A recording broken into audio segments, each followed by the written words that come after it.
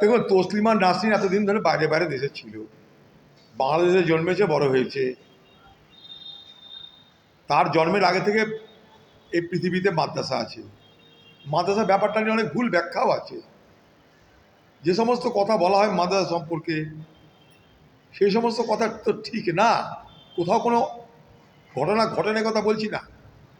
অনেক মন্দিরেও অনেক দুর্ঘটনা হয়, অনেক মসজিদের দুর্ঘটনা হয়, অনেক চার্চের দুর্ঘটনা হতে পারে, অন্যায় হতে পারে। কী করা যাবে? তার জন্য গোটা ব্যবস্থাটাকে আমি কলঙ্কিত করতে পারি না।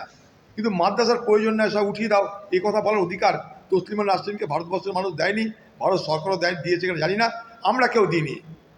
তসলিমা নাসরিন তার মতো করে থাক, কিন্তু কি করতে হবে না করতে হবে, কোথাও রাখতে হবে উঠাতে হবে, এই অধিকার তসলিমা নাসরিনের নেই।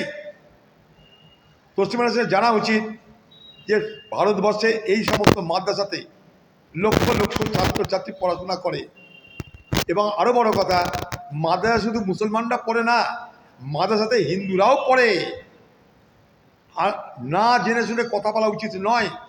আরও বলে রাখি, ভারতবর্ষের প্রথম রাষ্ট্রপতি ডক্টর রাজেন্দ্র প্রসাদ, জেনে রাখুন সবাই, সে মাদ্রাসার ছাত্র ছিল।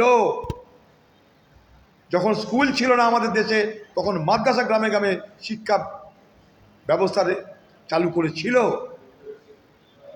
ইতিহাস এটা।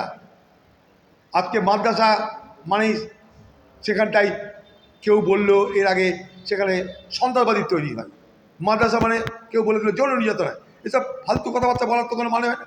প্রশাসন আছে দেখবে, পুলিশ আছে দেখবে, কোনো জায়গায় কিছু হলে রুখবে। কেউ তো মানা করেনি। কোনো মুসলমান সমাজ বলেছে মাদ্রাসায় যদি কোনো অন্যায় কাজ হয় প্রশাসন তুমি কিছু বলো না, কেউ তো বলেনি। খামোকা একটা সমাজকে ডেমোনাইজ করা, একটা সমাজকে আক্রমণ করার, এটা কোনো কোনো কোনো কিছু হতে, এটা কখনো সঠিক কাজ, শুভ চিন্তা হতে পারে বলে আমি মনে করি না। তারপরে আমি বলছি না সবাইকে মাদ্রাসায় পড়ে, তা বলছি না, ব্যাখ্যাটা ভুল যেন না হয়। কিন্তু মাদ্রাসা মানেই সব অন্যায় হয়, বাজে কাজ হয়, এই হয় তাই হয়, এই ধারণা কিন্তু প্রচার করা হয়। মাদ্রাসায় প্রচুর হিন্দু মুসলমান একসঙ্গে পড়ে, আমি নিজে দেখেছি। আমি মুর্শিদাবাদের মানুষ, এখানকার বহু মাদ্রাসা আছে, হিন্দু ছাত্রছাত্রীরা পড়ে, আমি নিজে দেখেছি। আমি দেখেছি তো কি করব। গরিব গরিব ছাত্ররা স্কুলে পাঠানো ক্ষমতা নেয় বাবা মায়ের, সেখানে যেন পাঠাচ্ছে। প্রত্যন্ত গ্রামে রাস্তা নাই, ঘাট নেই, সুযোগ নেই, পাঠাচ্ছে। কেউ তো বলেনি তাদেরকে আরও ভালো শিক্ষায় শিক্ষিত করার কোনো বাধা আছে, তা তো কেউ বলছে না। মাদ্রাসা নামে অ্যালার্জি কেন কে জানে? দেশে তো টোলও আছে, সরস্বতী শিশু মন্দিরও তো আছে, কি করা যাবে? চলুক সব।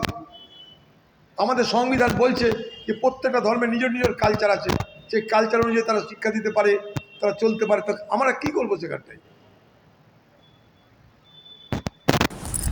আমি এটা ভুলে গেছিলাম না, কালকে খবরটা দেখলাম, ভাবলাম